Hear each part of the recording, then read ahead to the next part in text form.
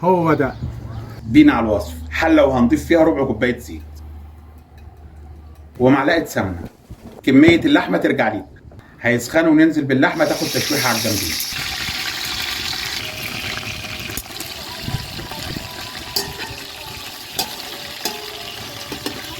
بصلتين وسط مقطعينهم برنواز وننزل بيهم.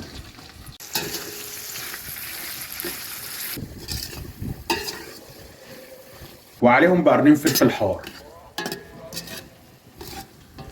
و3 معالق صلصه طماطم.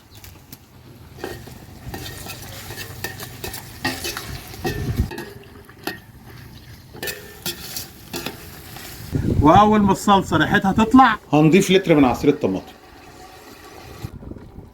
ونبهر معلقه صغيره كركم وزيها بابريكا وفلفل اسود. معاهم 3 ورقات ريحان فريش، ولو مش متوفر فريش هنشتغل بالجاف. على رشه من بلح جوز الطيب، ونضيف كوبايتين ميه ونغطي لمده ساعه على نار متوسطه. اللحمه تستوي براحتها وتدوب. اللحمه استوت، هنظبط الملح وننزل بالمكرونه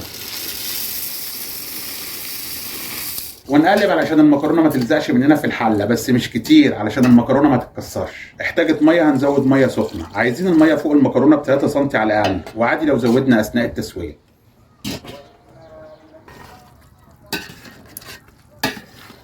وبس كده، وبألف هنا عليكم، واشوفكم في فيديو جديد ووصفه جديده ان شاء الله. سلام.